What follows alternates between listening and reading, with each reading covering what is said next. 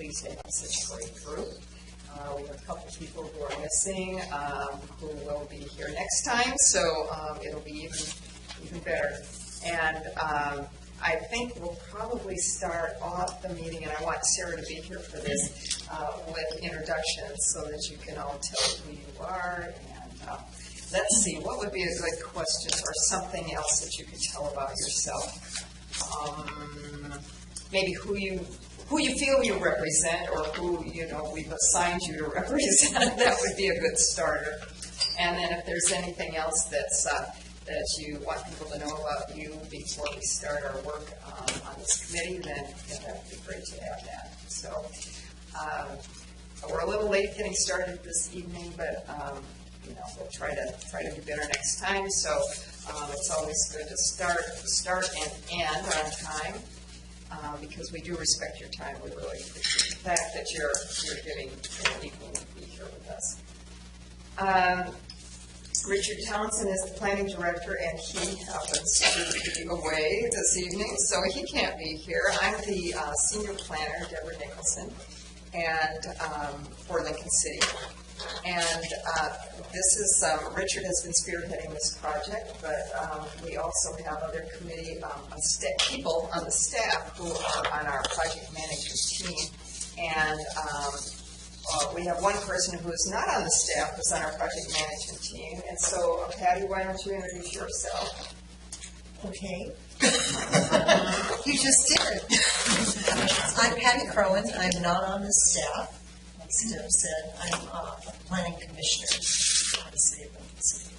And Patty's had quite a bit of experience in public outreach, public input, so we thought that would be great to have a liaison from the planning commission who also is very knowledgeable about getting people's opinions.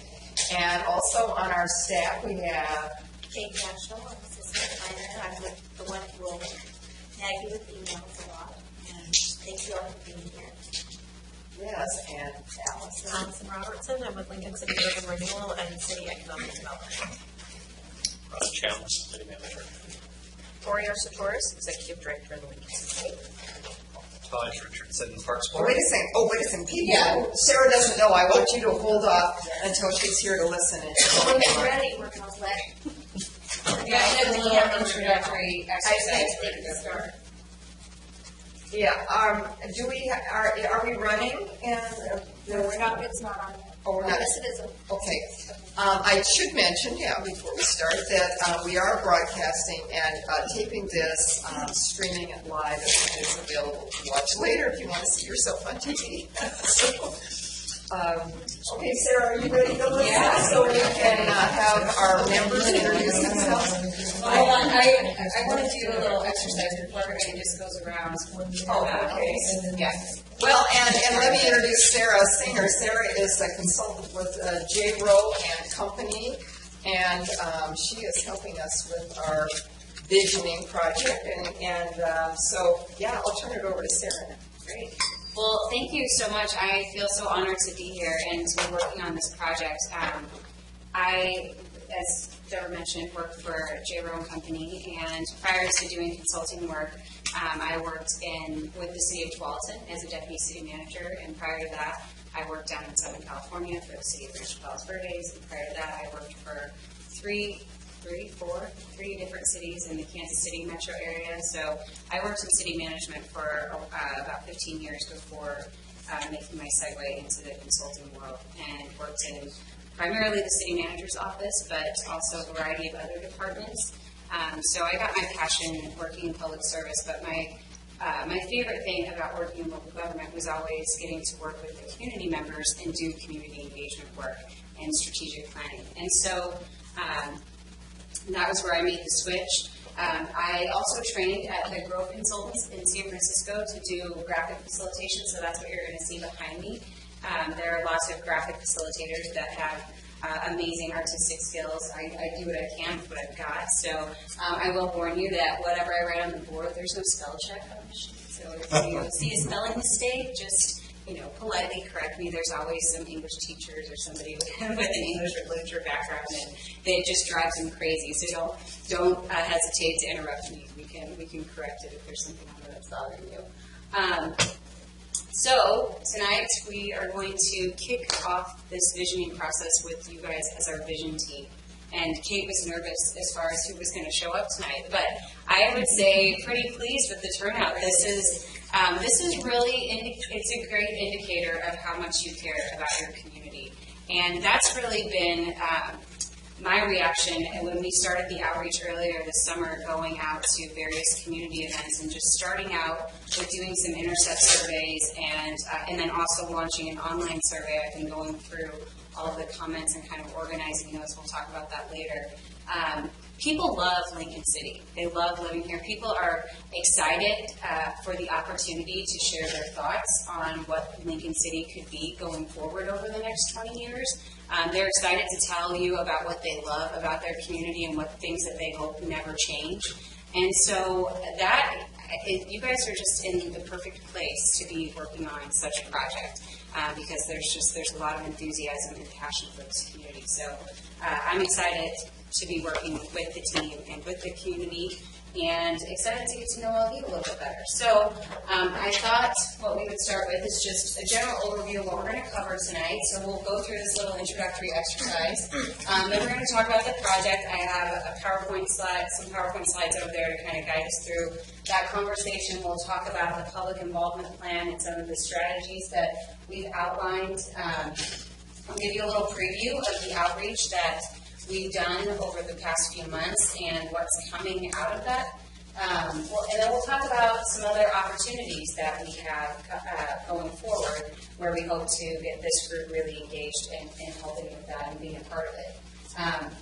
And then finally, at the end, we'll leave some time for public comment, and then I'll be watching the time as we go through everything, and we'll work to get everybody out of here by 8 o'clock. Sound good?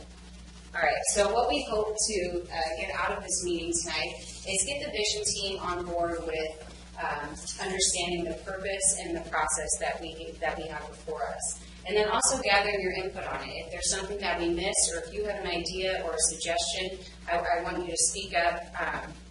You've got your name tags. I don't know if you guys have certain protocol here in Lincoln City, but either just raise your hand or flip your 10 up. If there's a lot of people talking and you want to jump in, flip your 10 up, and I'll try and keep track of who is flipping when, so that way we go in order, not politely flipping, not the other kind. So then we'll go through the other thing we want to achieve tonight is going over the outreach strategies and identifying any other opportunities that might exist that you all know of. And then find opportunities for you to actually assist with some of the outreach that's coming. And then finally, become champions for the project. I hope that we can get this whole team on board, gather your input so that we have a process that feels like you all have ownership over it and are ready to take it out to your network of neighbors, coworkers, friends, and get their ideas. So it's your community, your vision, so we want to make sure that we're engaging everybody so it feels that way. Anything else that anybody was hoping to get out of tonight? Does this sound like a good game plan? Okay. We can do this by 8 o'clock? All right, so for introductions, I want you to think about, since we're doing visioning, I'm going to pass around these large Post-its. Just take a couple. Put some here. And then also some markers. You guys want to pass those around. So what we'll do is I'll give you guys a minute to think about a headline for the future. So think in 20 years.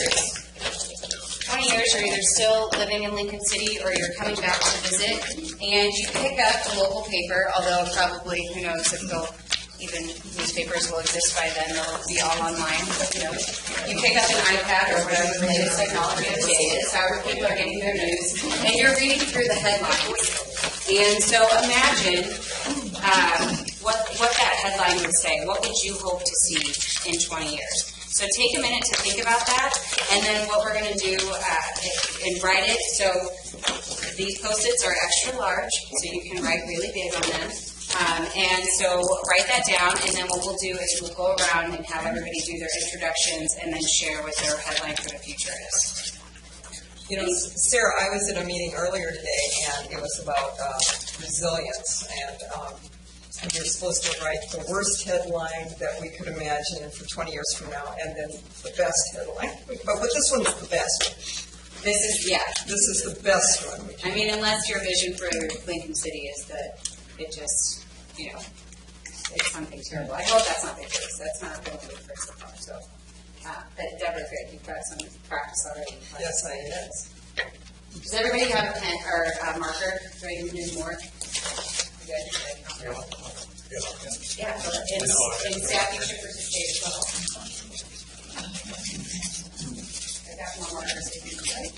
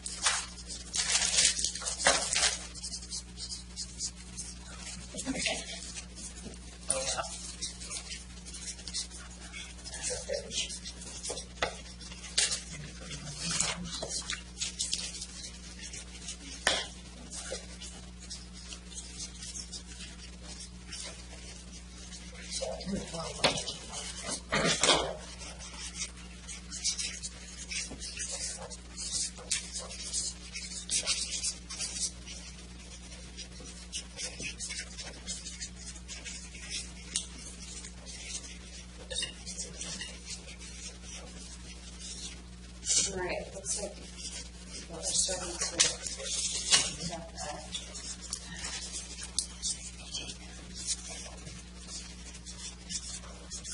Deborah, since you had so much practice today, why don't we have you get us started? And so, share first name and how long you've been with, and what organization you're representing. So we already know she's with the city, but then how long you've been with such whatever organization you're. Okay, I've been at the city for 8 years now. And as I said, I went to this resiliency, which means, you know, like how are we going to respond to natural disasters and tsunamis and that kind of thing. So here's my good news headline. Does it go up here? Yeah. Preparation pays off, recovery going well. All right, you said you've been at the city for 8 years? Yes.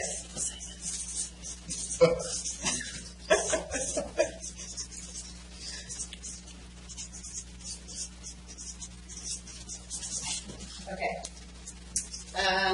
Let's go around this way. So we got Vicki. Okay, so I'm Vicki Manassas, and I'm from Oceana Family Literacy, and we did this together. Okay. So 100% of the children graduate from high school, and they are bilingual as well. I didn't have room for bilingual, but that's I'll put it on the bottom so we don't lose it. okay. Okay. And then who else is? Oh, how long have you been with Oceana? So actually, I've been working with adult and family literacy for 10 years, but Oceana is completing its 8th year, and we're starting our 9th year in January. So, yeah, lots of good stuff. Catalina, do you want to introduce yourself? Yes. Say your name, how long you've lived here? Catalina, my name is Catalina Ortiz. She's my English teacher for 4 years, 4 or 5. Yeah.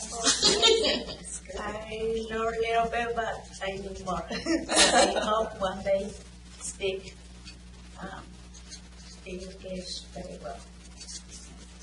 But she told me a lot, so thank you. Well, she helps me a lot. So. That's great. So how long have you lived here? You said what? 18 years. 18 years Yeah. in Lincoln City.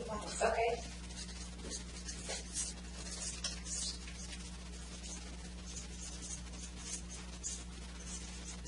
Thank you for All right. I have to presume you're That'd be a good guess. good guess. There we go. All right, so. How long have you been the chief? Been here almost 5 years. All right, so his headline is Exciting and Vibrant Community Continues Growth. And you said 5 years? Yes. Okay.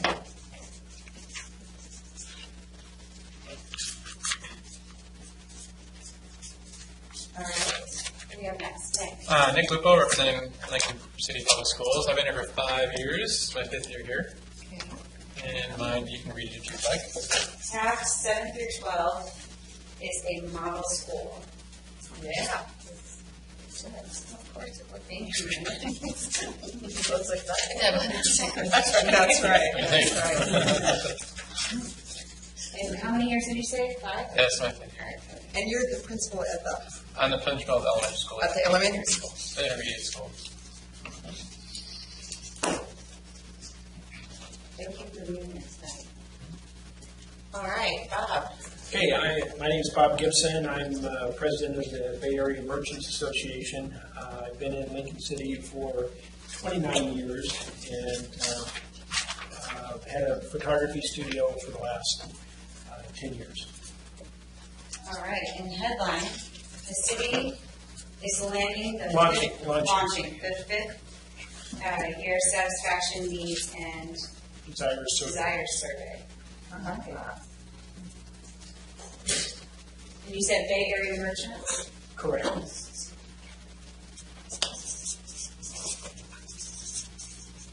And how many years? I've lived here, I've been with Bay Area Merchants Association about 3 years, and I've been in Lincoln City for 29 years. All right. Great, so Elizabeth Reyes. I'm with Family Promise of Lincoln County. I've been with them almost a year and a half. Before that, 12 years working independent retail jewelry store. I'm a Lincoln City lifer. So here, my children go to school here. I had no desire to ever leave.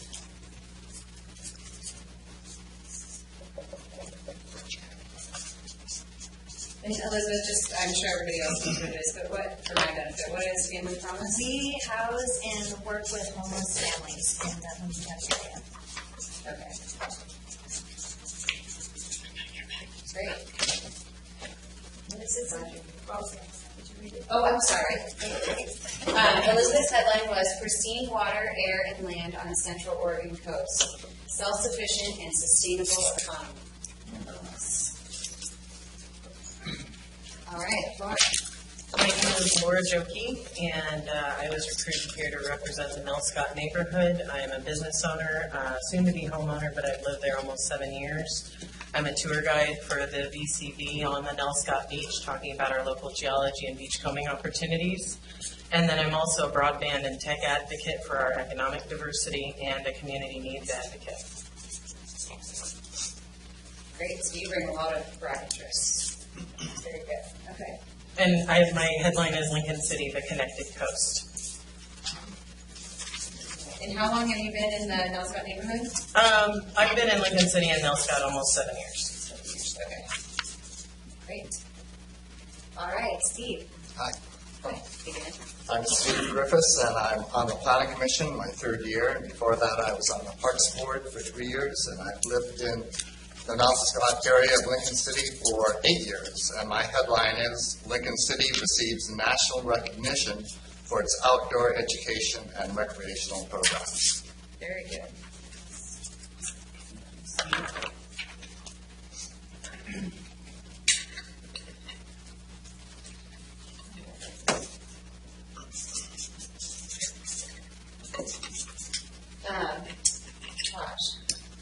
My name is Taj Richardson. I'm representing the Parks Board tonight. I'm also a realtor in town and work in the vacation rental industry. I've been in Lincoln City since 2002 and on the coast since '94. My headline is Lincoln City Leading Oregon Coast Communities in Citizen Happiness Index. Yay. Nice.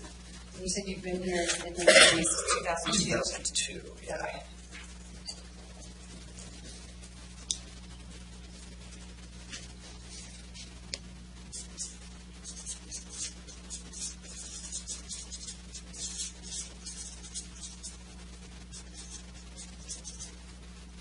All right, Lori. Yeah, Lori Arsatorres. I'm Executive Director of the Lincoln City Chamber. I've been there about a year. Before that, I was at an insurance agency, went into mortgage briefly, lived here about 24 years, raised 3 kids. I've got one that's a senior graduating this year.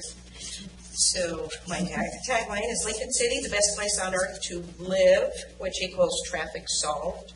Work, which equals hiring amazing employees, and play, which equals super indoor activities. And you said 24 years? Yep.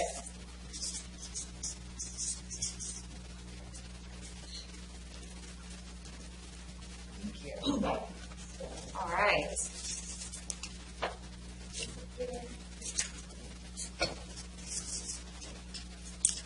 Okay, so Ron Chandler, City Manager, and I've been here 3 years. And my headline would be Lincoln City remains the preeminent coastal city to live and play.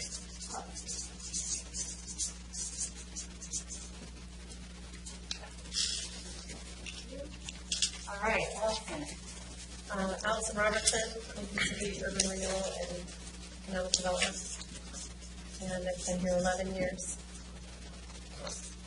And my headline is 7 of the Miracle Miles are back in Lincoln City.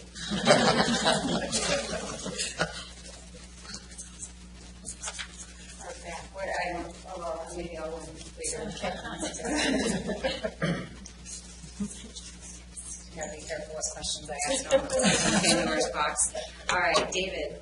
Yes, I'm David Jameson. I live in the Rhodes End neighborhood. We've lived here full-time for 2.5 years and owned a home in Rhodes End since 2001. I work as a remote employee for a Portland-based software company in a sales role. And my headline is Lincoln City voted most livable city in Oregon. Love it. That's a great headline. Oh, city stuff's on the other side. And I never learned to paste. All right. You're just thinking outside the box a little bit. See, That must be it. it. Good. All right, Sarah. My name is Sarah Cole. I'm a citizen at large. I'm a mom of 6 and small business owner. Okay. I've lived here for 18 years. And I'm supporting others' dreams. You said 16 years? 18 years. 18 years. I graduated as a senior in high school in 2000 here. Gotcha. 1 year here. You can pay for it. Okay. All right, so thriving art and education community, Lincoln City celebrates affordable housing neighborhood growth. These are both really good, so we'll just, since you're a small business owner and mom, we'll just let you go. You introduced yourself. One for each child. It's fine. Patty. I'm Patty Crowan. I'm on the planning commission, but I'm serving on the project management team for the Imagine Lincoln City. I've been here 2.5 years. I'm a retired geologist. And my headline is Lincoln City again wins Coastal Environmental Stewardship Award. Patty, how many years did you say? Sorry. 2.5. 2.5? Yep. Okay.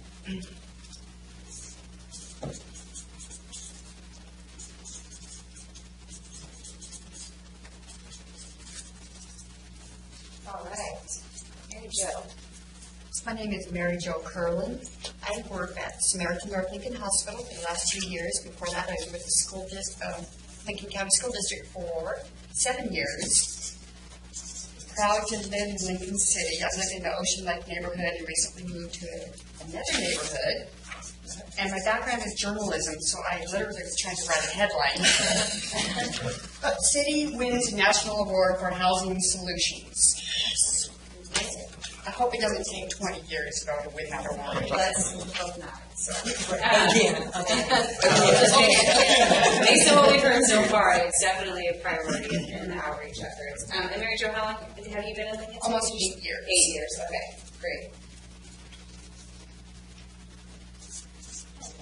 3 years. All right. Kate. I've been here for, Kate Daschel, I've been here for 11 years too. And this is a little more focused on these big programs. The City Council celebrates opening of Oceanfront Plaza and Walk. Oceanfront Plaza and Walk.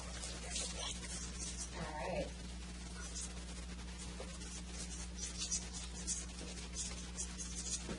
Okay, we got everybody. And just, oh yes, I told you the wrong number of years. oh, all right. Oh, no. 9. Okay. All right. Let's get it right. And then just, because we have some guests here tonight, why don't we just have them introduce themselves at this point? Anybody want to just? I'm Kip Ward. Kip Ward, okay. Kip Ward is on the council, city council. Wonderful. Thanks for joining us tonight. Been here for, Get the card. Get it right. Get the card. 40 years. 40 years. Wow. Any more fingers? Wow. Good. I'm Deanna Hinton. I'm also on City Council, and I've lived here for 5 years and have been a visitor for 35. Regularly. Wonderful. I'm Joe Hinton, I'm Deanna's Chief of Staff. Well, welcome again. Thank you everybody for being here tonight. Broad range of experience as far as the number of years that people have lived and worked here, so you guys will have some very good perspectives. I just couldn't be more pleased with the representation from across just across the community and the various agencies that you represent and interests that you bring to the table. It's really diverse and it's really good. So thank you for being here. All right, let's at this point launch into just talking a little bit more about the project itself. Let's see if this is.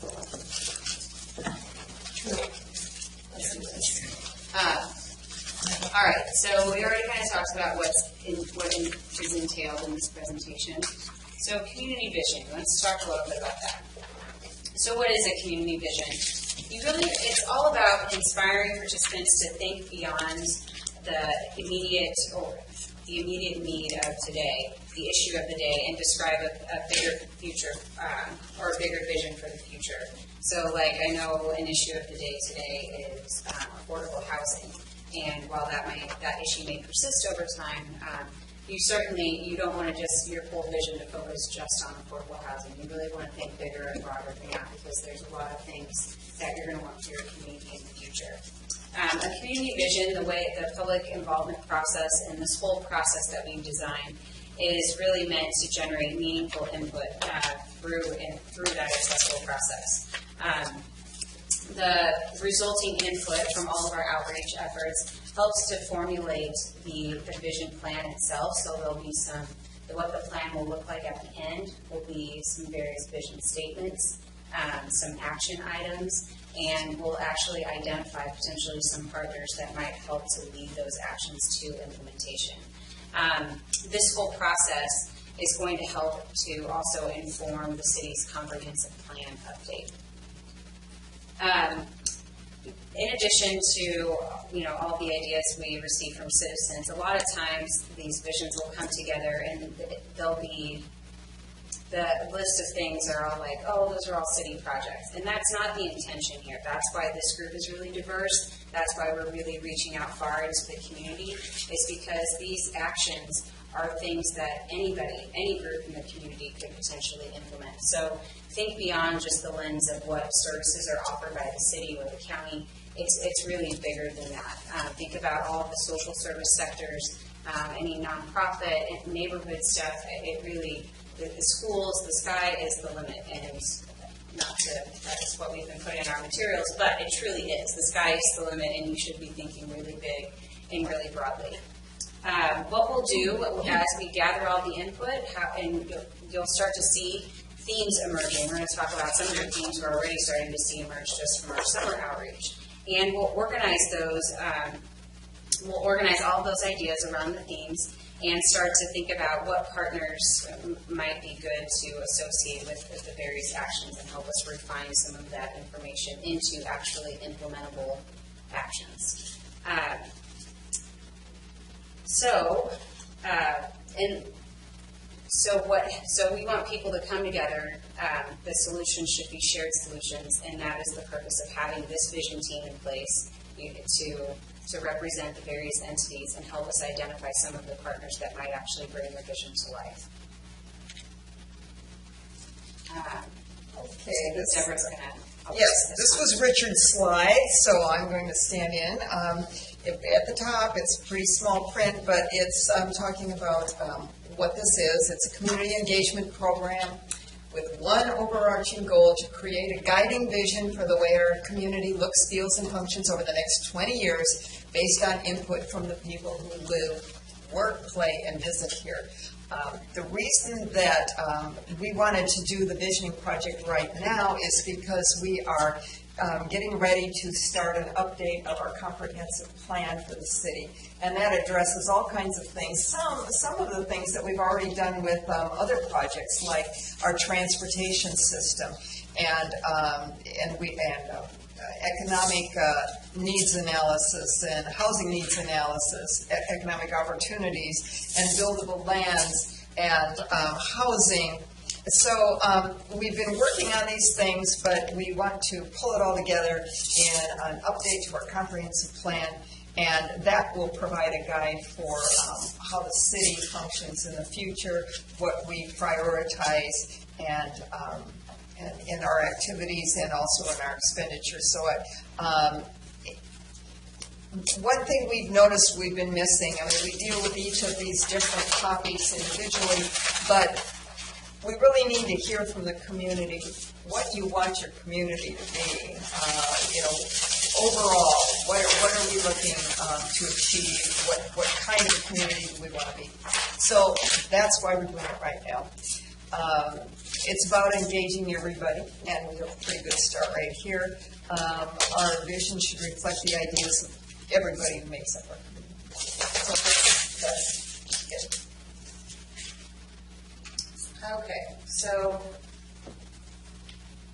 next slide is, so why is this project important for Lincoln City, and what do you hope to find out? So this is, again, going to be kind of an interactive thing. So you've heard a little bit about just broadly what this is and what our goals are for the project, but I want you to think about why you think this project is important, now that you kind of understand what visioning is. What sort of potential do you see for the community? So just think about that for a moment. Maybe write down, one idea on a Post-it note, and we'll put it up here. But so two things. Think, why is this important for the community, and what's something that you hope to find out through this process?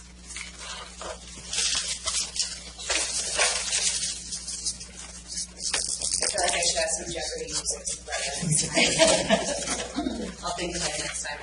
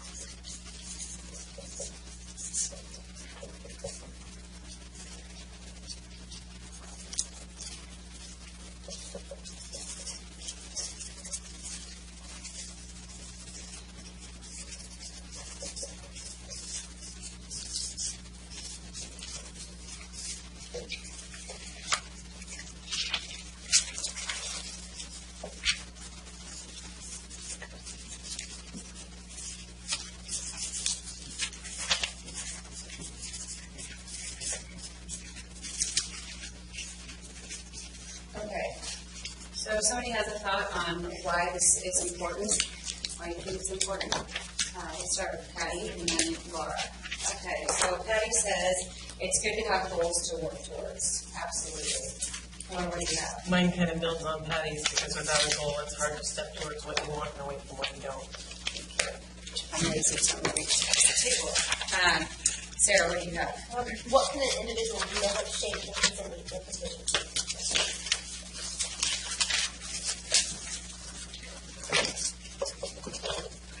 All right, David. To help identify what's possible versus what's happened in the past. Yes, absolutely.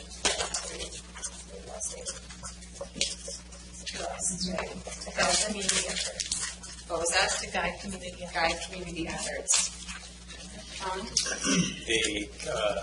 The comprehensive plan is the basis for land use laws, and what the city staff's going to be working on for the next several years. Very good. We need to be strategic about how we plan to grow. Yes.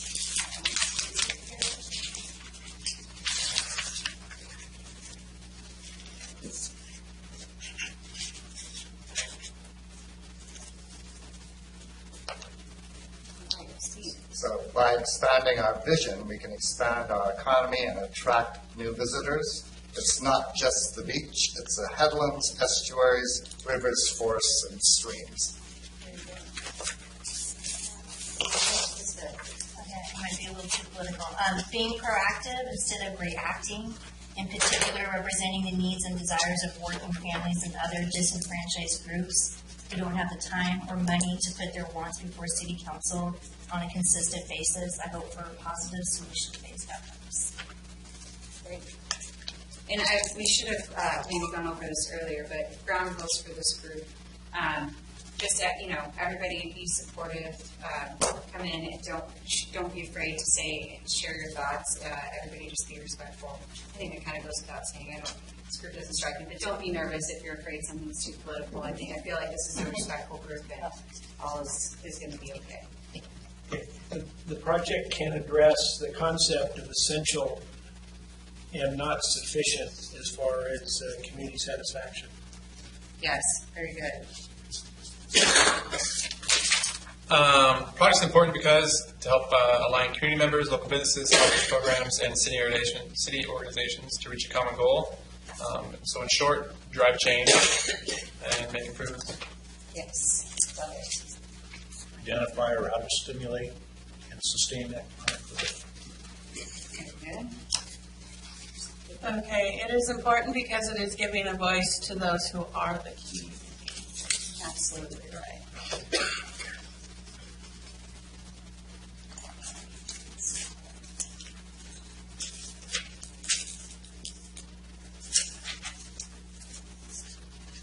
So I think this is a good exercise because it's one thing for me to sit up here and tell you why it's important or for staff to say it, but it's really wonderful to recognize that as a team, we all think this project is important to see such potential with it. Hey, Joe, what do you have? This is very similar to the other goal-related comments. Okay. So you can't achieve without having goals, and you need consensus on those. All right. And second question, what do you guys hope to find out?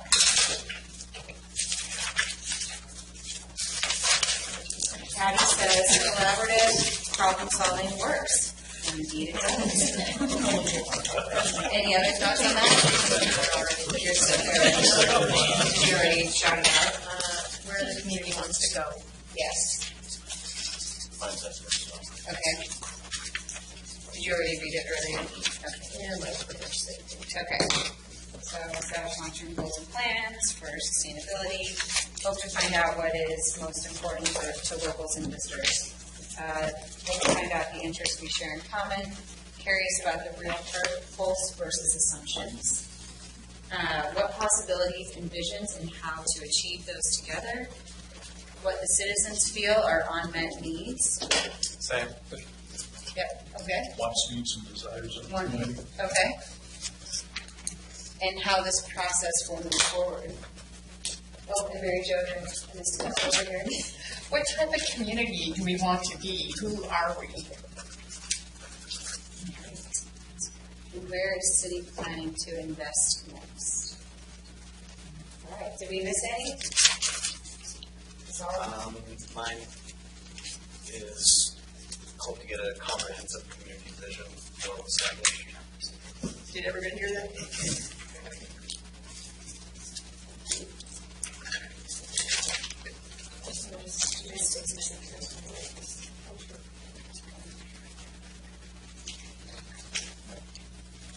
Very good. Well, I think we're already on the right track to finding those things out. So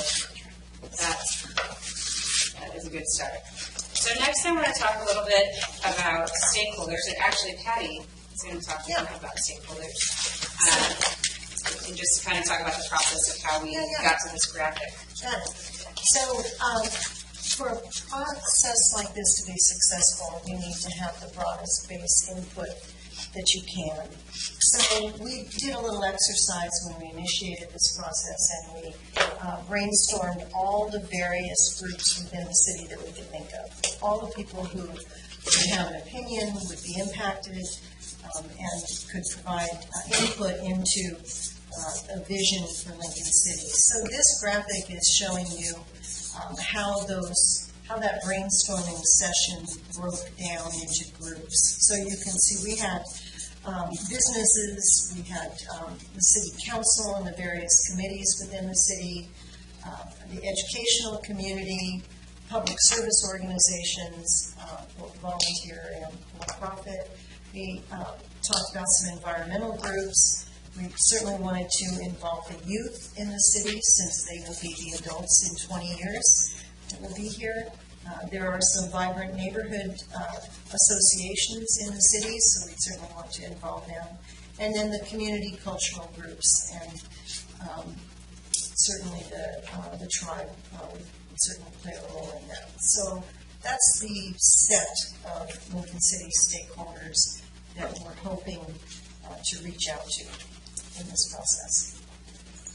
And on that note, I'm going to go ahead and pass around. This is a more detailed list of who we've identified so far in our meetings. So I just want to provide a disclaimer. We've been trying to collect contact information for these folks, so we just appreciate not exploiting that in any way or sharing it in any other way. This is how we intend to reach out and schedule things with these people. So anyhow, but if you see an update on here while we're going through the rest of the slides, or if you have another name that you think of that should be added to this list, we'll have some time at the end to talk more about that. So feel free to make sure to pass those that way and that way.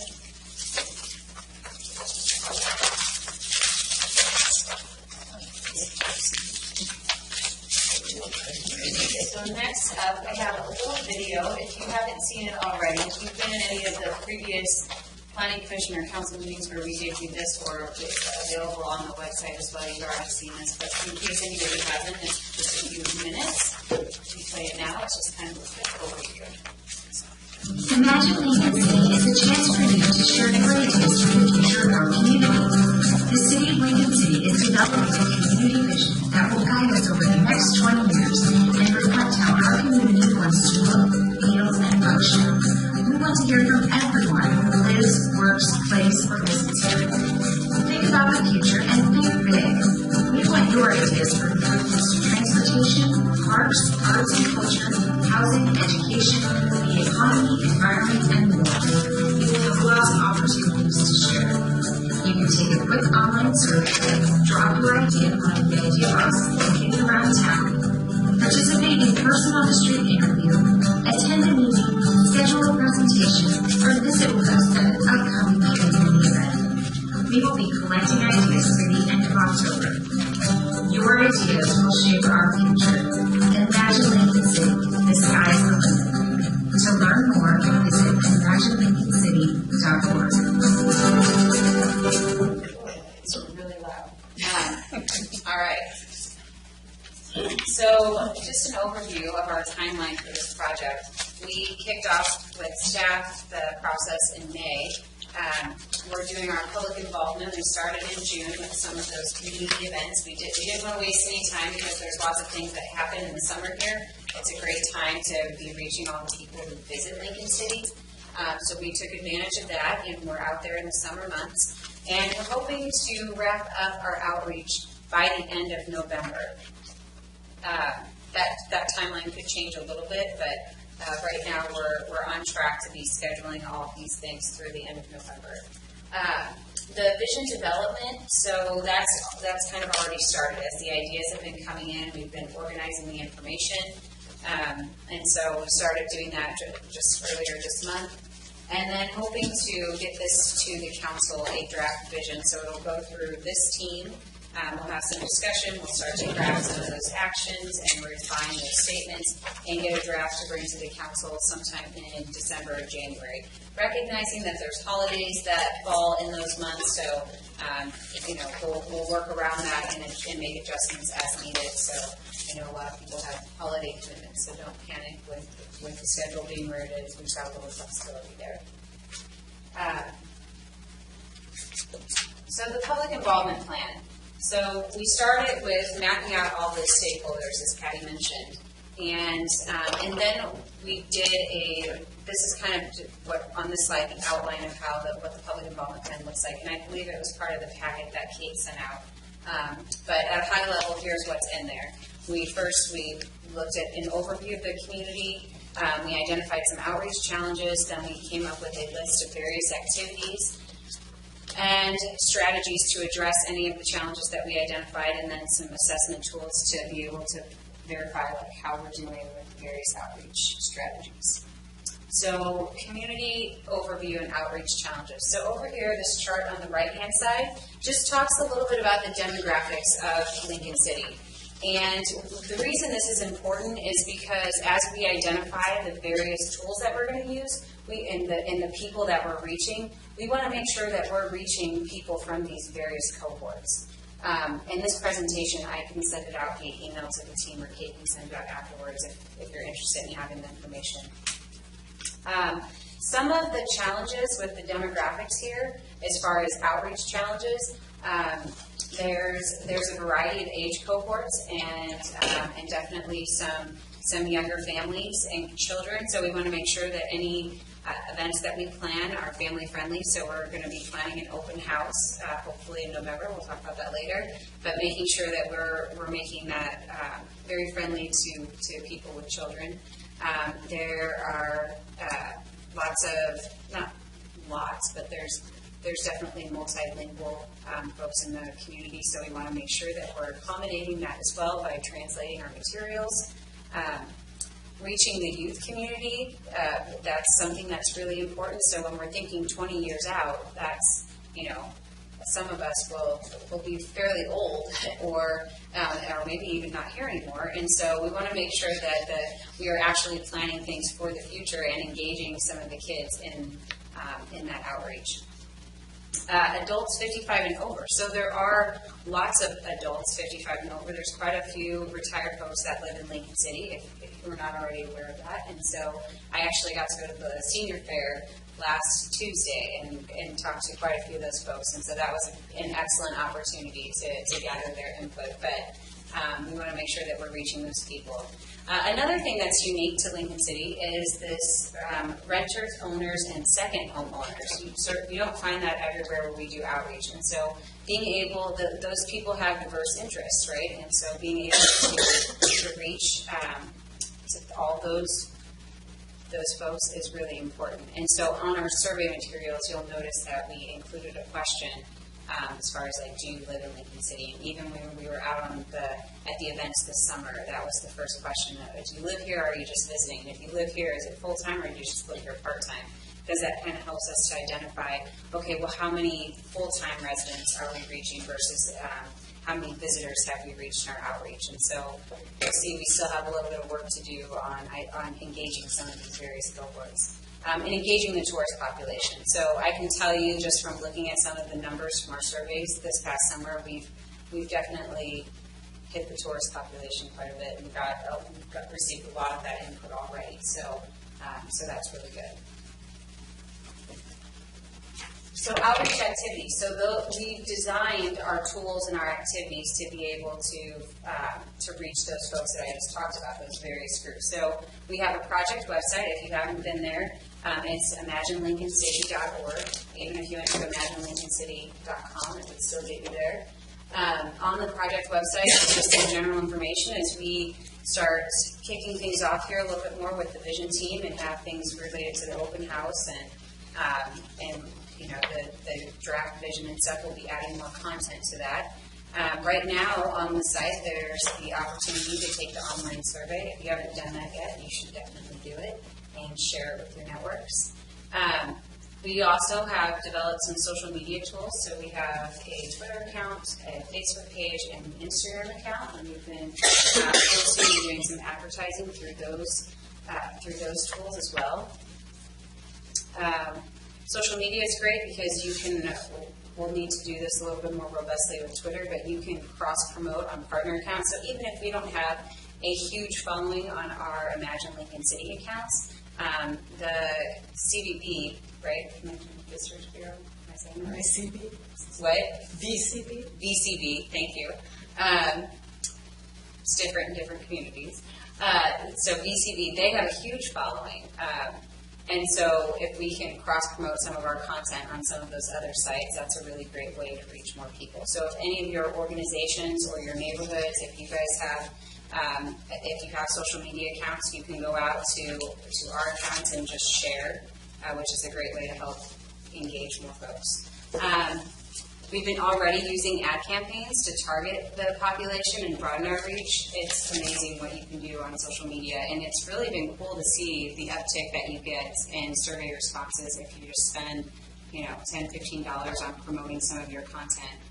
That's how we were able to generate a lot of likes on our page already, and so it's a great way to get out and reach people.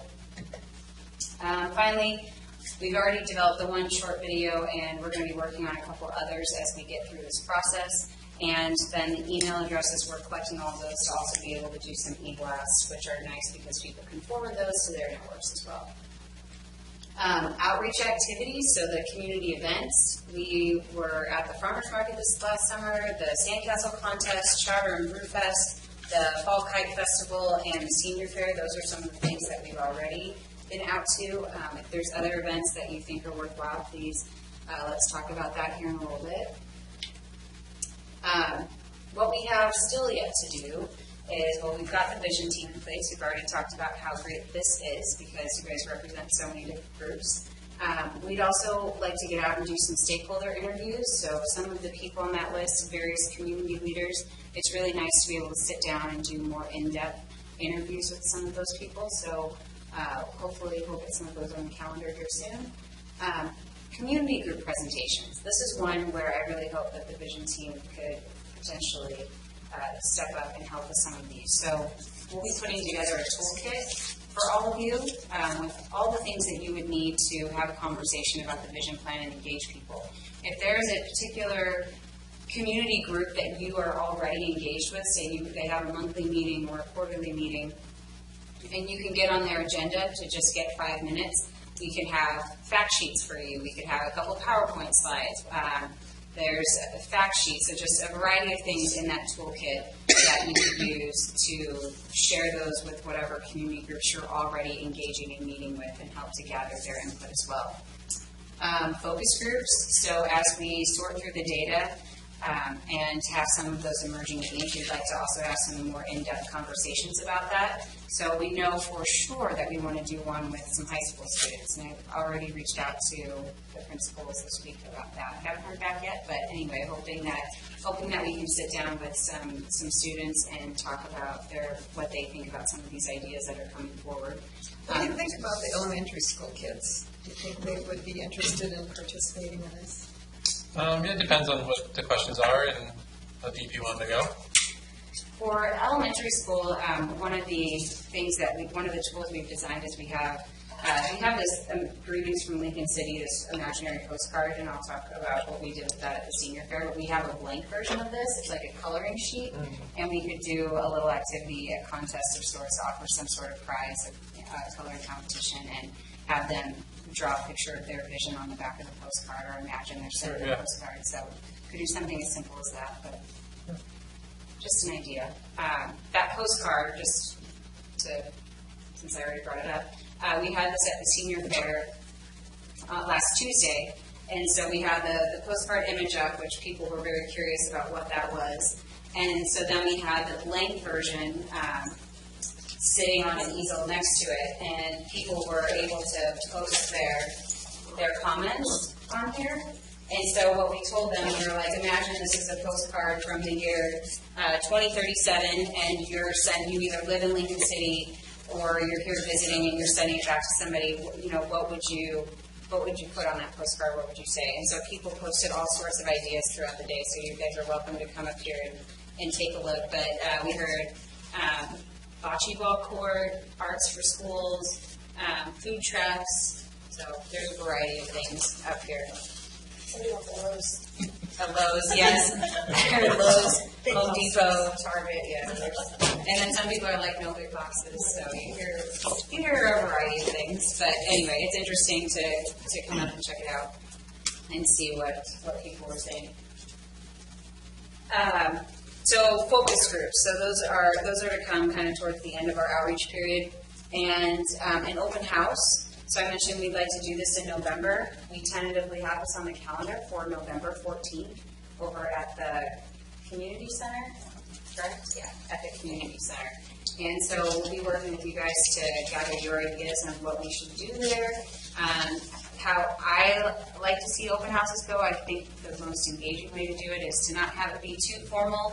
Have it, again, be very family friendly, some activities for kids, so people feel free to come in, they have somewhere, something for their kids to do, and while kids are busy somehow sharing engagement or their input in some creative way, we're also engaging parents and adults on their vision for the future of Lincoln City through a variety of interactive activities. And so you might have, the most formal thing would be to have somebody get up and talk about, okay, here's the various stations and activities we have around the room, and here's how you can engage and provide input.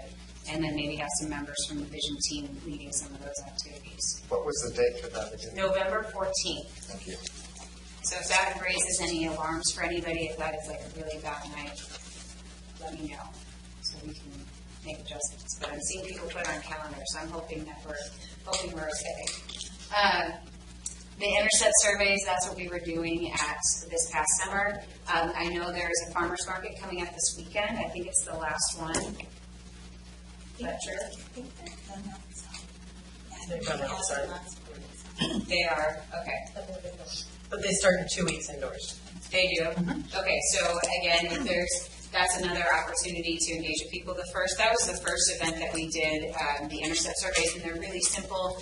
You have just 3 questions that you're asking people, and most people will give you a few minutes of their time. Some people will give you a lot of their time, and they'll talk to you for 20 minutes telling you what they think about the city. So you get a variety of folks, but it's a great way to just get people's ideas. And you'll hear, like if you're at the farmer's market, people will tell you a lot about the farmer's market, how much they love it. So some of the ideas you get vary based on where you're doing the surveys, but opportunities for vision team members to do that if you're willing and interested. They're really simple. And then idea boxes. We have some idea boxes located around town. Kate, where are they currently? Well, we collected them. You'll see one at the door there to see what they look like. We have them at the community center, the cultural center, the glass studio, the library, and the chamber of commerce. And then we have them at a couple of counters here at City Hall also. So far, not a lot of contributions, but we collected them then up again today, just so we would make sure we had all of the responses so far. But then we also collected them up in case folks here maybe have some ideas of where they should go. Yes, it's a great tool that can be rotated. So if you guys think of an area that has high traffic or a small business where people wait in line and have a minute to drop an idea, I think we have 5 of those. 5. And so you guys could take them this week and put them at a new location. That doesn't require you to really do anything except drop it off and make sure somebody kind of watches it so it doesn't walk away. But I've never had that happen before. Nobody's ever walked off with the vision ideas. All right, so what have we been hearing? The emerging vision teams. People are always really curious. I have a couple notes on this that I want to refer to. Okay, so one of the things is preserve the small town feel and create a shared sense of community. So some of the things that includes is increasing family-friendly events and venues, creating additional community events and gathering spaces. The next one, preserve the natural beauty and recreational opportunities in Lincoln City. So that comes from comments such as protect and enhance hiking trails and open space areas, add more parks, maintain existing parks, preserve access to the beach and improve ADA access, market recreational opportunities available at Devil's Lake. People feel like that's an untapped resource. Clean up and beautify the main corridor along 101 and give it a more downtown feel. Provide additional beach trash receptacles and dog waste stations, and conduct a community-wide campaign to encourage residents and visitors to clean up after themselves and their pets in public areas. I know that's kind of lengthy, but I've heard it so many times that it felt warranted to be all in there, as it's stated. Okay, the next one, preserve and celebrate community history as well as the history of the Oregon coast. Several comments related to there's not one place along the coast where you can, they just did the big anniversary of the signing of the bill, and anyhow, they're like, it would be cool to have some sort of education center, one place to come and learn just about the whole history of the coast, in addition to Lincoln City's history specifically. What's the next one? More destination opportunities for people of all ages. So under this category, some of the things we heard were, again, the Nature and Coastal Education Center, a children's museum, bowling alley arcade, a brewery. So something that feels like a destination that you're coming to Lincoln City specifically for. Okay. Create a more walkable community. This is a really big one. We've had so many comments related to making it more pedestrian friendly. And they kind of range from increase and improve sidewalks, improve all walkways to be ADA accessible, and then create more walkable shopping and dining opportunities. A lot of people so some of those you hear from both visitors and residents, but this walkable shopping and dining opportunities, a lot of those comments, at least that I recall from Intercept surveys, were people who live here, and they're like, we just wish we had places to go that weren't necessarily bars, where we could go on a Friday night, and there's like this walkable neighborhood, and it's easy to get to and easy to get around. So that's kind of provides a little more context. Address traffic concerns. This is probably going to be the number one. People sitting along 101, the first thing they want to tell you is about how bad the traffic is. So some of the things that we've heard related to addressing traffic concerns are add a bypass, add a center lane, prohibit left turns. So a variety of suggested solutions that we can talk about, but that's definitely a major thing is the congestion on 101. Support and diversify the local economy. So a couple things under here. Add remote IT jobs. So providing more jobs in the community that can be done remotely. And to do this, improve internet connections and providers. Support small businesses. Add big box stores. I know that those are in two completely different things, but a lot of comments along both of those lines. Diversify retail and shopping destinations. And more restaurants and food options, including food trucks and a brewery. All right, next theme that we're seeing come out is preserve and enhance the arts culture in Lincoln City. So preserve the Visual Theater. Is that right? Okay. A lot of comments really. I haven't been there yet, but people seem to love it and think it's very special. Support and connect local artists and galleries, and preserve the cultural center. People love it and want to see it thrive. Increase housing opportunities is the next one. So this was probably ranking right up there with traffic. More affordable housing opportunities. Examine the impacts of affordable housing, and develop housing policies that balance the needs of full-time residents, part-time residents, and visitors. So, in a one-page nutshell, that's what we're hearing so far. Any surprises there? Not surprises, but this is one thing I speak about every time we're in these kind of meetings. and it's how important it is to define terms. For example, use the term small town. Now, in focus groups that we have done with visitors, they don't consider us a small town. They consider us not a big town and you would think of an urban area, but as far as the size of the city, it stretches out for many miles. And same thing with walkable.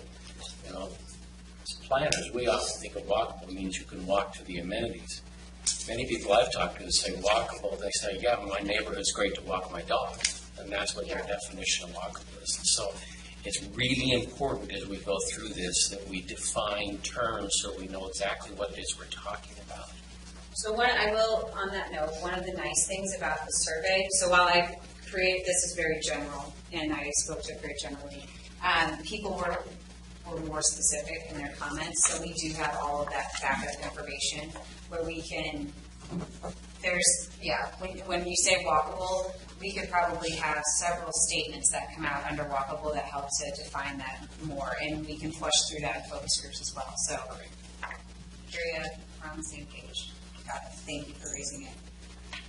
I was curious if these themes are in any particular order. Does No. bullet points represent a ranking or no? No, but just having been pouring through the data earlier today to just make sure I had the most recent, I would say traffic is really high on the list. Housing opportunities is very high on the list, and the pedestrian access, walkable. There's so many comments related to that. I would say that those are, we hear everybody comments on it. Not everybody, but it feels like everybody. That's how many times I read it. How are you measuring the priorities as far as which ones are more important, which ones are less important? So right now, we're tracking how many comments we receive in regards to which items. But the priority process, so we'll keep track of all that data, but that will really come later on. Because when you get into the community visioning process, a lot of times there's actions that come up that could take, that require a lot of funding, that require a lot of partnerships, that require a lot of agencies coming together to actually make something happen. And so you could say that's priority number one, but the implementation might be, more than 5 years. Based on resource availability, yes. That sort of thing. So I'll give some guidelines on when we get to the end of the plan as to how the community can approach that.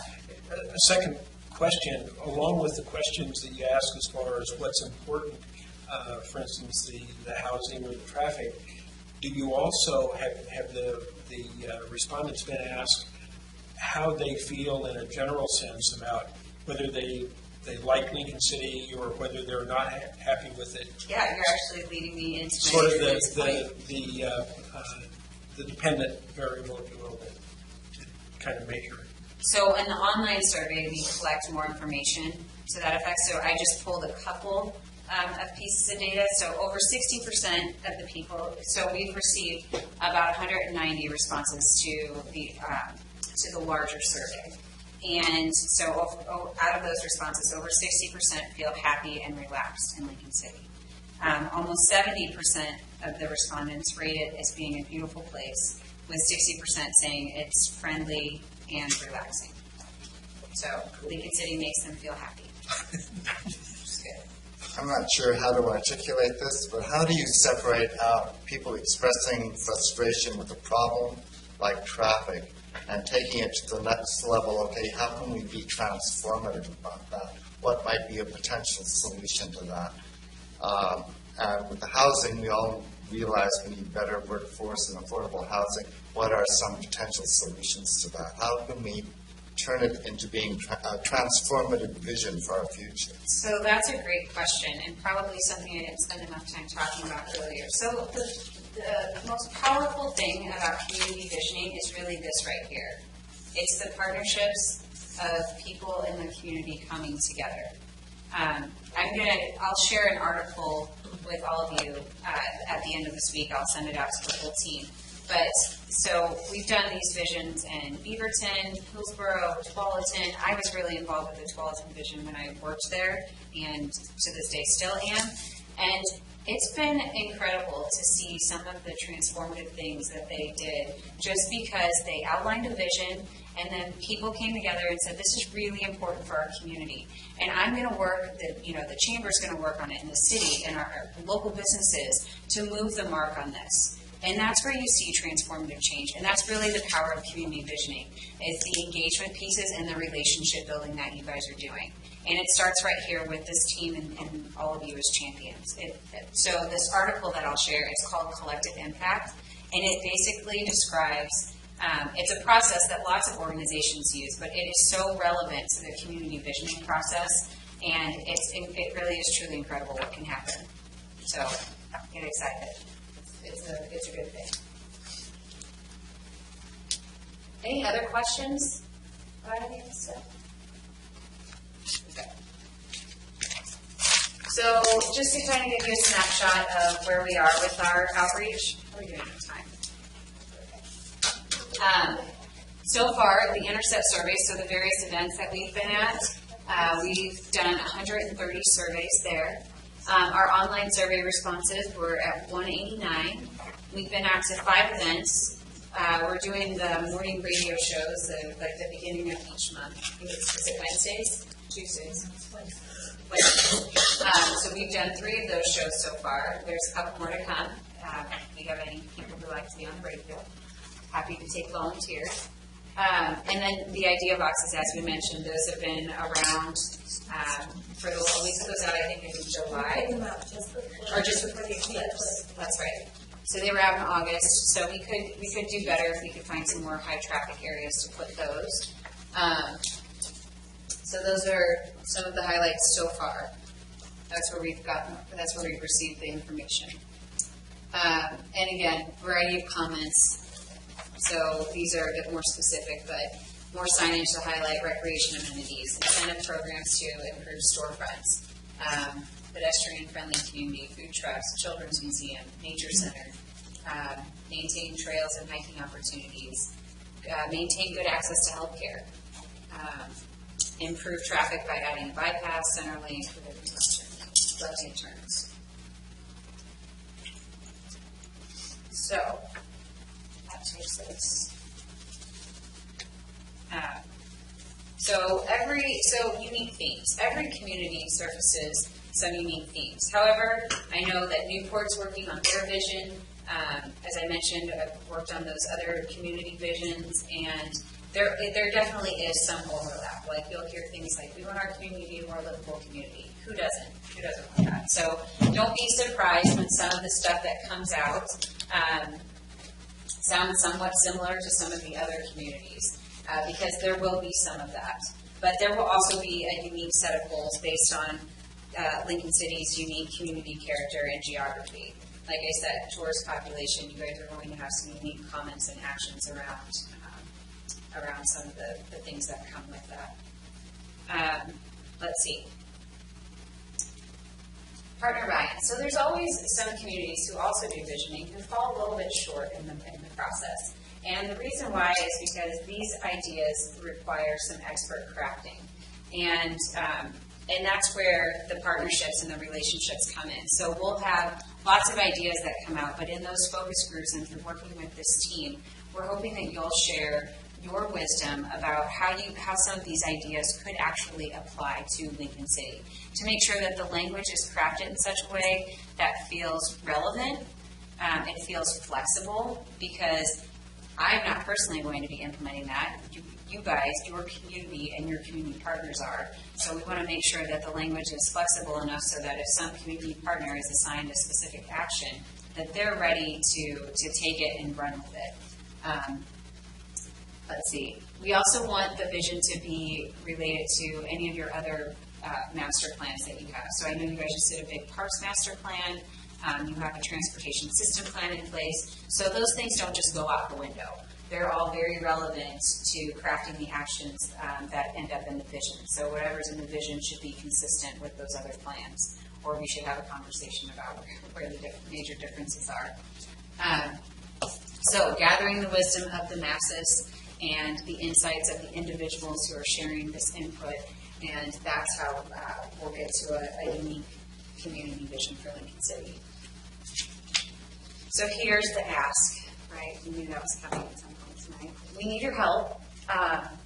We need you to either sign up to do some intercept surveys at an event, or to participate in the open house. Be willing to be there on November 14th, and we'll come up with some roles and responsibilities for Vision team members there. Who's familiar with Nextdoor? Does anybody use Nextdoor?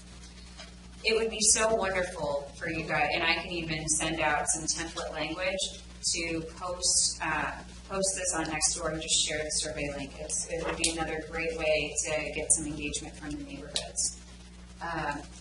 Engage your coworkers and your customers. Again, if you have a place for an idea box that's a good fit, or even if you have, we have just the cards if you want to put them in your lunchroom or wherever you have space. Either sharing the online survey, or we have the little idea cards that we use for the idea boxes. Whatever works, we will take input in any format. So think about how you can engage coworkers or customers. Again, I mentioned the stakeholder groups or neighborhood association meetings or whatever groups you're affiliated with. If you have an idea, this is when we want to hear what those are, and if you're willing to make a presentation there. And if you have other ideas or ways that you think you could champion this cause. So with that, lots of options here. I'd like to open it up and just hear from you all if you have other ideas or if we missed anything, or how you think you can engage with all of this. Yes? I'd be happy to participate at the open house at the Okay. community center. All Our right. boys are going to be struck up there. Wonderful. So you said, I didn't. So the open house is, we are planning to start 4 and go to 7. 4 to 7.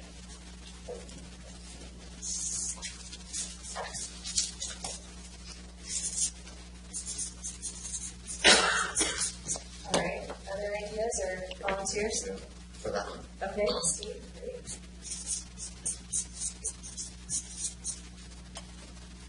I'd be happy to volunteer that, but kind of have a question. Sure. Because a lot of the disenfranchisement of a lot of people in this community is because they don't afford to live inside city limits, and therefore they are cut out of a lot of discussions, votes, and whatnot. For instance, I grew up here, but when it came time to buy, I couldn't buy in city limits. I live in Oaks. Has there been any outreach, or is that even in the vision of reaching out to people that have their children go to school in Lincoln City, work in Lincoln City, and whatnot? Yes.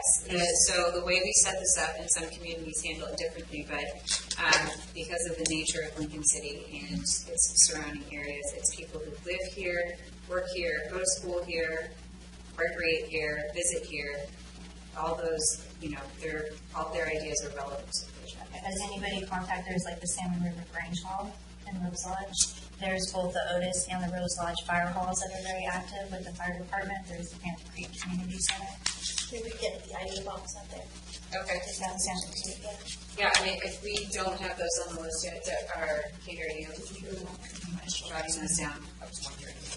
Yeah, no, great question. Great question. Yeah, so we should get them all on our list. There's the Glenhaven Beach Community Center too, if we're gonna look outside of the center. Other ideas, thoughts? Yes.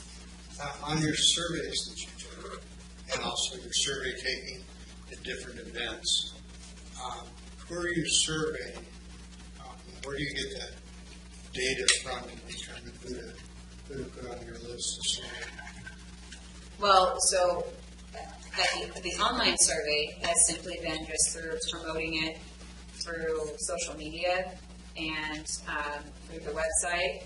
And Kate, I think you sent out an email to some neighborhood or to some city lists that there was a distribution list. Yeah, I think we contacted the neighborhood association. Yeah, and that helps. So I can always tell when somebody's promoted it because there's always an uptick in activity. The other thing, well, through the radio shows, and we've had some news coverage on it in the paper. And so after the paper published their story, I think it was mid-August, we had a big uptick in survey responses. A lot of people went off and took it. So what type of questions are on the survey? I think we have copies of it. Are there some from the Maybe we could. I can pull it up. Yeah. It's in the back. Yeah. We have copies of it. That's also something I'm actually a social media marketer. So. Oh, great.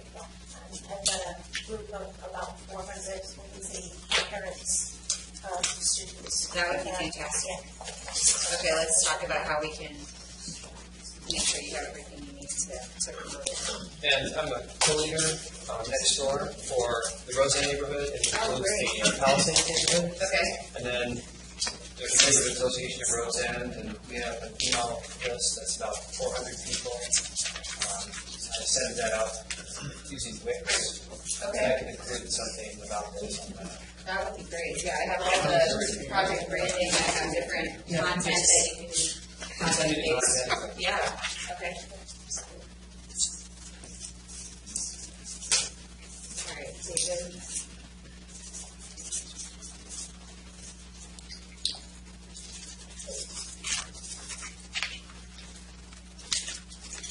Yes. My concern would be, when I look at the survey, first of all, who was surveyed?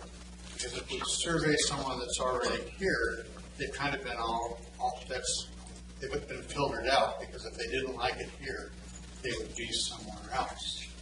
So if you're surveying people that are here, and if it's different events, those are people that are pretty much sold on Lincoln City. So I would think you'd want to know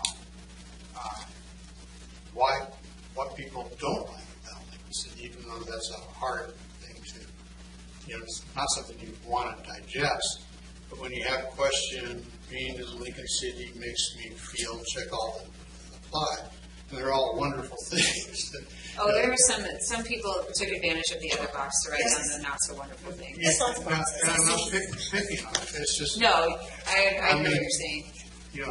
I would, to me, the really important information is where are our deficits, and what are keeping people away or making people less happy that are here. So, what worries you about the next 20 years? Maybe is another. Or take a survey in Seaside. Why are you here rather than Lincoln City? I mean, that's a valid question. Put an ad in the Oregonian to let people go and do the survey. So I mean, in the nicest possible way. Here's the survey online, and this is at our website, Lincoln City, or ImagineLincolnCity.org. And so there are symbols here on the top. And I do want to note, while you're at the top there, yeah. There's a button up there where you can select another language. Oh, great. And so you can take it in Spanish as well. Oh, nice. Okay. And it'll translate everything. It's a little hard to read, so I'll just read a little bit of number 1, being in Lincoln City makes me feel, and then there are all these different kinds of expressions of, accepted alive. Most of these are quite positive, but it gives them opportunity to write in others. How would you describe Lincoln City? Healthy, safe, fun, relaxing, etc. All positive, but then it also gives an option for others. What do you like most about Lincoln City? What should we preserve into the future? And then number 4 is, what's your top suggestion for making Lincoln City an even better place to live, work, play, learn?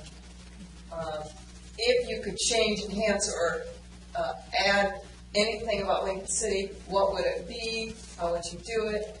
And then we get into kind of the demographic type things. How are you connected to Lincoln City? What factors led you to be here? What would you like to receive information? Gender, age, race, and then we also offer the opportunity to win a drawing. Yeah, so that was a draw, I will say, that helps to get people to take the survey. We were at the senior fair. I don't really think any of them would have stopped because we had the paper version there for people to fill out, and some people may have stopped to take it, but a lot of people were very enticed by the fact that they could win $100. So I'd like to get back to the point you raised, and I think we need to capture information from people who work in Lincoln City but don't live within the city's boundaries for one reason or another. And maybe one suggestion would be to send out questionnaires and paychecks to all the employees of the 4 largest employees in Lincoln City: the city, the outlet malls, the casino, maybe the public school system, and say, and tailor it specifically for them. And, where do you live? Why did you make that decision? How can we make, what can we do for you? What ideas do you have for our city's future? Because I think that's key. And if we don't capture that information, we're missing a big chunk of Lincoln City population. Although they live outside, their interests are here. And maybe one headline, going back to the first exercise that we did, would be 98% of the people who work in Lincoln City live in Lincoln City. I'd like to know what percentage don't live in Lincoln City and why.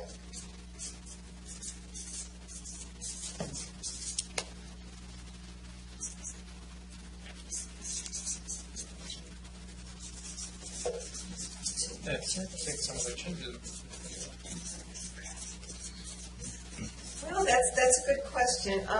Mary Jo just said, are we open to changing the survey to asking some questions that we haven't been asking today? we would just have to talk about the scope of that with the project team. But yeah, there's a possibility to do that. Because we already have like a slightly different intercept survey. This survey we would like to close at the end of October. So we could do something else. We would just have to talk about the scope. Is there any plan to do, and I don't think so, and from what I hear, is there any plan to do a survey that would be more structured as far as the sample in terms like a statistically valid survey? Exactly. We have not, that's not currently in the budget. I can tell you a statistically valid survey, just my experience with them in a community of about anywhere from 18,000 to about 28,000 people is, I know, $10,000. Right. So that's not currently budgeted for this project. If that's something the project team and staff has. The only reason I bring it up is that if this information is used to develop policy and depending on what the suggestions are and the vision is, then if those are challenged and the city is, or whoever is going back and saying, well, we're basing it on the information we had, and then it's possible for the information to be challenged because of the way the sampling was developed. I mean, any sample, any time you do it, it's kind of a sample of the sample, and so there are weaknesses that just compound it. Right. So it's just a thought, and I know it's an expense. In this community, a number of years ago, we did a hand-delivered, hand-retrieved survey, and I think that the stats were, we needed something like 600 respondents, and we had about 55 to 60% response rate on it. Yeah, it was. It was hand-delivered, hand-retrieved. It was, and we used volunteers to put it out. But again, as you say, there's an expense. Right. Well, it's something we should talk about as a committee because I think it does sort of raise the level of, this is like a questionnaire, and everybody gets a chance, and only some people are interested enough to take it, and so we don't know about those people who we didn't hear from. But with a scientific survey like this, we can make some assumptions based on the random sampling we do. and that would apply statistically to the rest of the population. The selection, this kind of selects where we're surveying people in events and activities, those people that get out of their house and go out to the farmer's market or to a festival or whatever. And we're not necessarily addressing the folks that stay at home. It's much the same as the folks that don't live within the Lincoln City limits. And I don't know what goes into the expense of doing a survey, but if it's possible to maybe do it for less money by including members of the committee or somebody in actually administering the survey or going out and delivering. Well, I think the expensive part is the crunching of the data and the analysis is where that's where it gets time consuming and expensive. I will say, having done community visions in different places, that the approach of using the broad outreach tools and having a variety of community champions help with this has been very successful. Even when a community goes to make a major policy decision, while the community vision is guiding and helps, there's also any policy has a variety of public involvement data points that go into it. So it'll say, well, the vision says this, and the comprehensive plan says this, and our parks plan says this, and so there's any policy decision is, while it's guided by the vision, there's a variety of things that go into it. So I've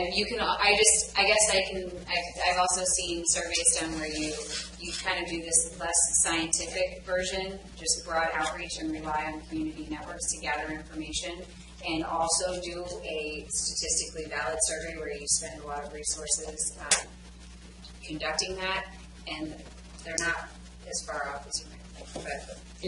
But this process, you're doing the survey, you're doing intercepts, you've got suggestion boxes, you're doing a lot to collect a lot of information, and my guess is at the end of this, 3, 4, 5, whatever the number is, sort of themes emerge that are pretty indisputable. Maybe you've seen this in other towns, that it's going to be pretty obvious that that direction makes sense for all of this. And so the need for a statistically significant survey may not really be there in order to come to the end we're trying to get to, which is what are those major themes that need to drive us moving forward.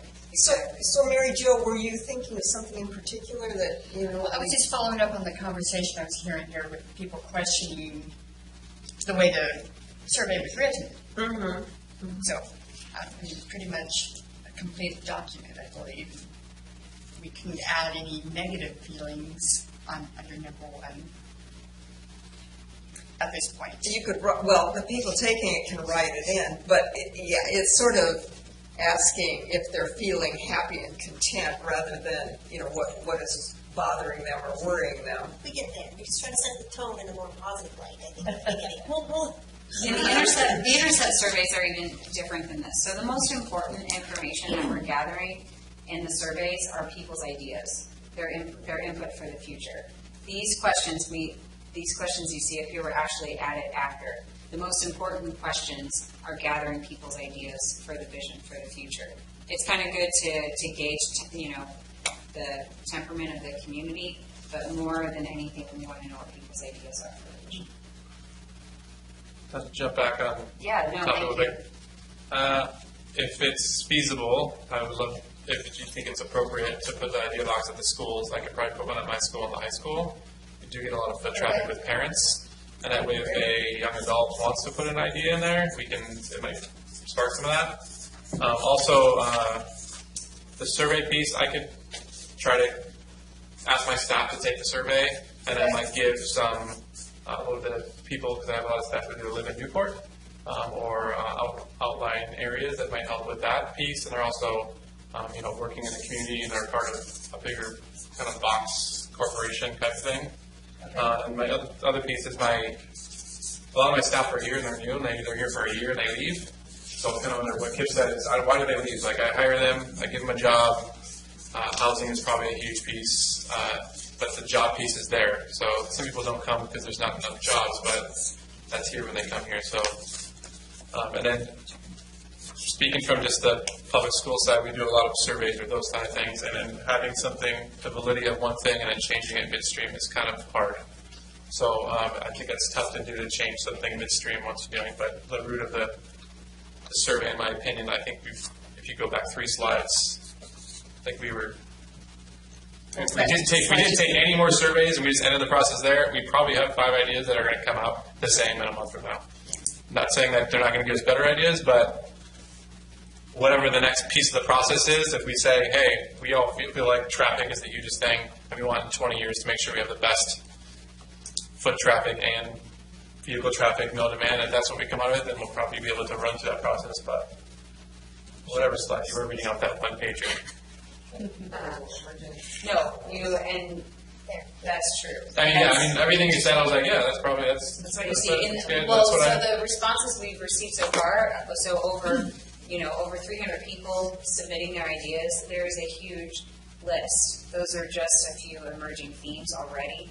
But there are a huge list of ideas that already exist, and so we're trying to add to that. But yes, you're right. Sure. And I saw whoever wants to.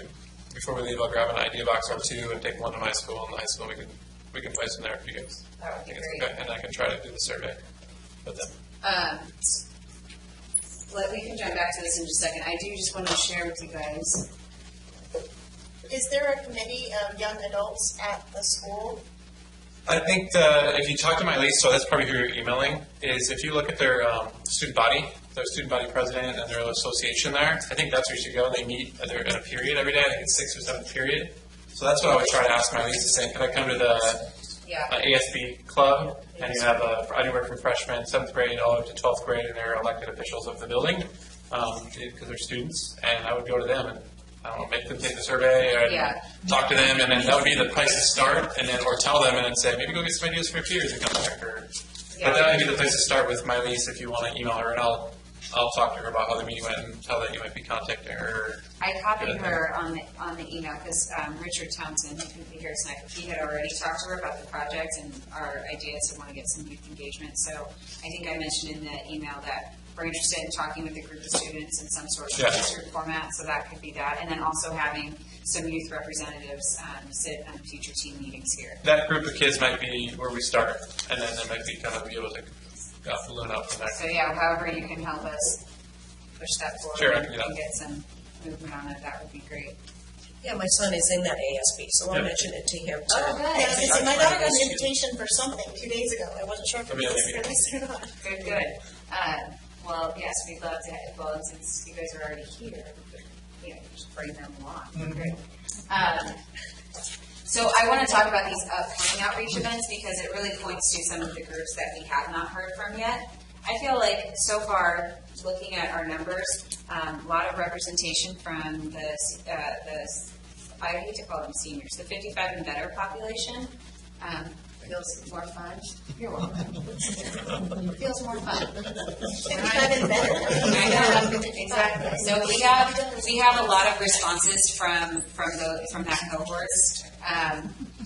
I feel what we're missing is some representation from. I know there's the tribal community here, and we're working to get somebody on this team to represent that group, but. More outreach to those groups and that larger network. Young parents, so we have some here.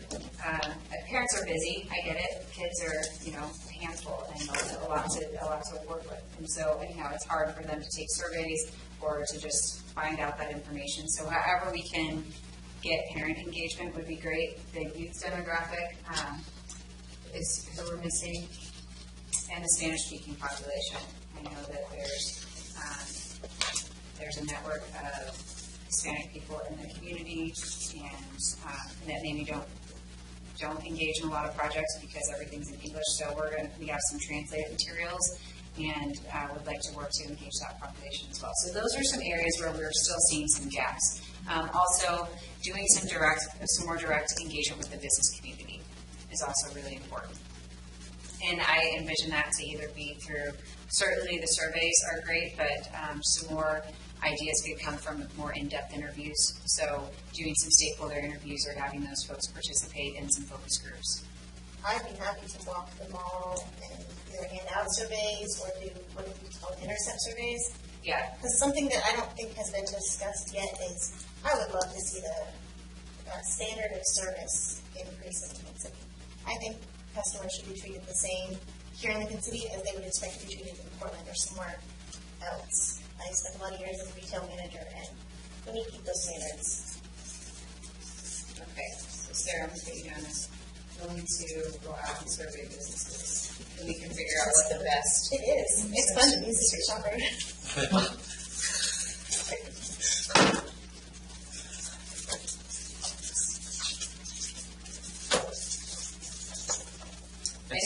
Yes. Just because I don't know everybody, is someone here representing the community center?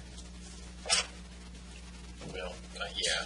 Well, that's why I was looking at you, but the only reason why I say this is because there's specific programs that happen at the community center, but I know if you speak to some parents, like I don't know if they're all, if it's all encompassing. I couldn't speak for if that's something that, is there anything we need to do? I mean, that hub, whether it runs in the black or the red, that is a hub for a lot of people from Otis to Depot Bay where they come and participate in sports and activities and everything. So I don't know if there's something there that needs to be improved in the city.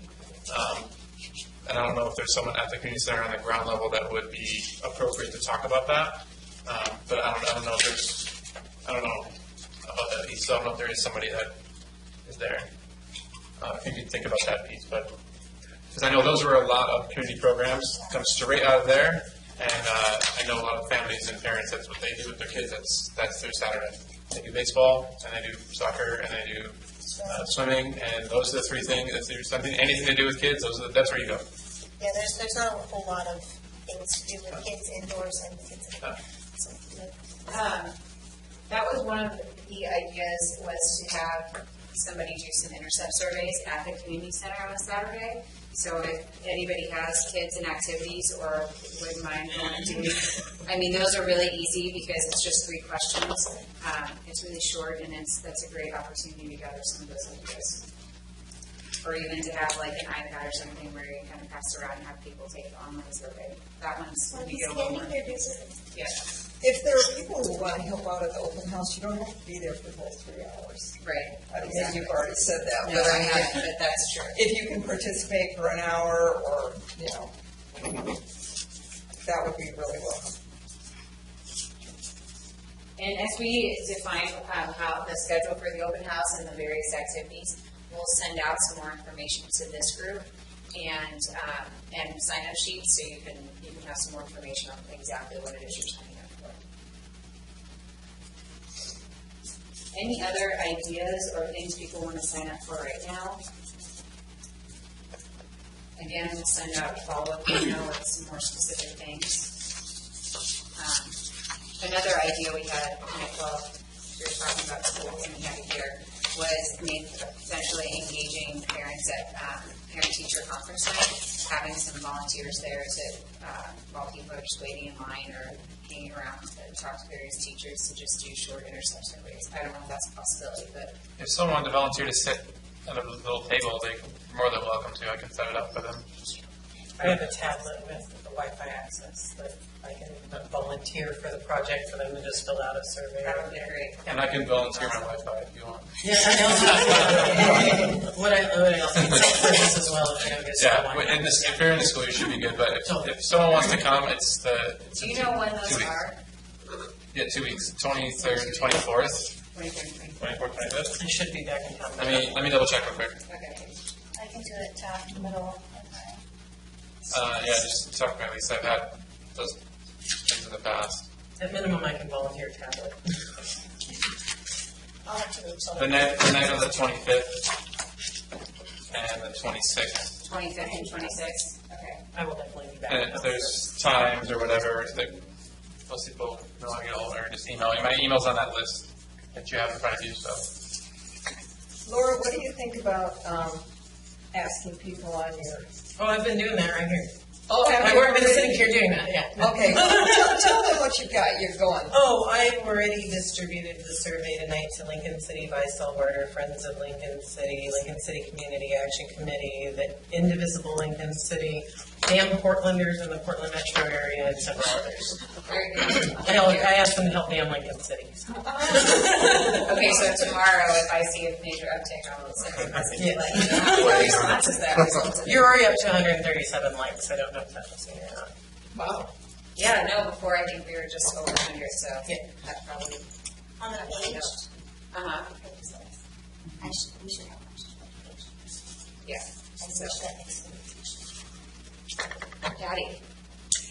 I just want to follow up on what Kip was pointing out, that when I'm getting information from the outside, is there any reason not to put a small ad or something in, say, the Oregonian with the headline, "Why not Lincoln City?" and then the survey connection? Is there a reason we wouldn't want to do something like that?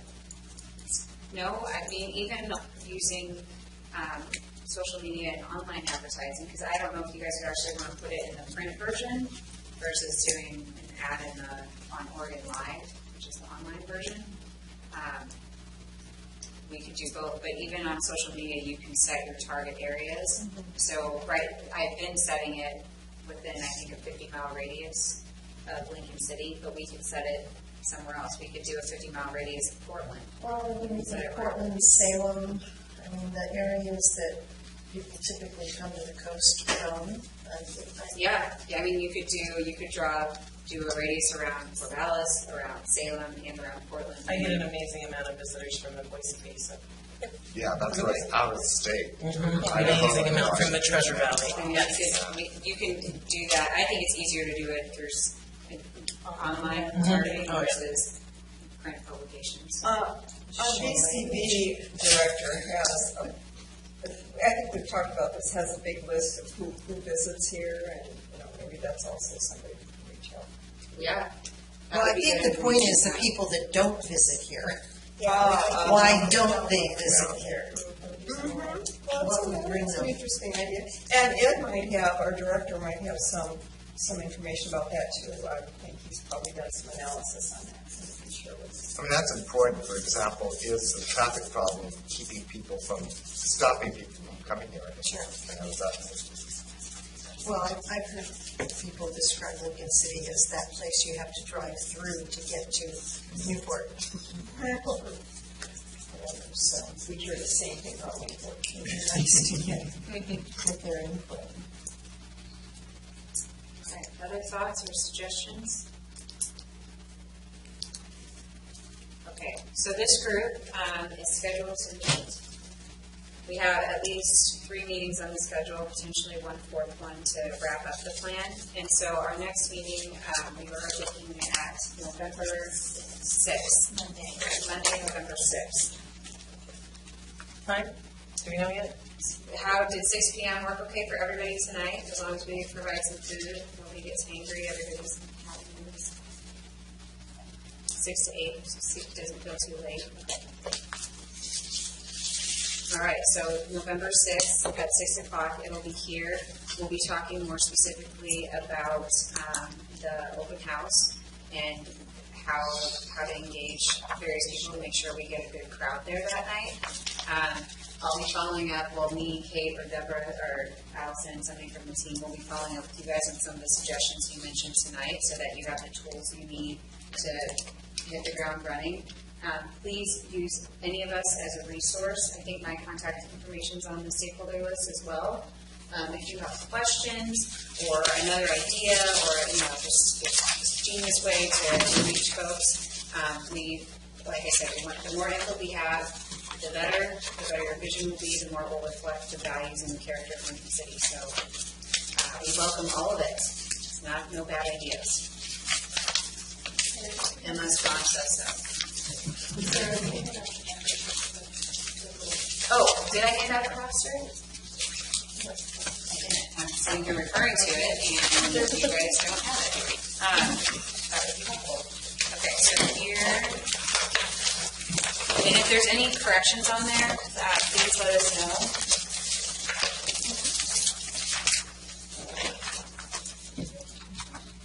And you'll notice there's a few names of people who couldn't be here tonight, but will be joining us at future meetings.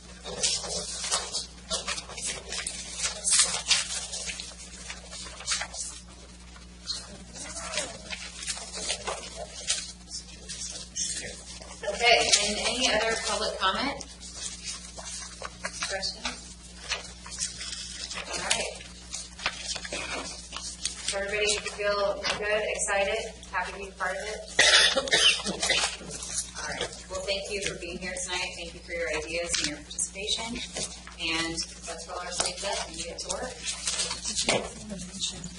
Oh, yes. And we also have these business cards. They're really handy if you're just out talking to various groups, or if you want to take some to put around the office. We have a box of them.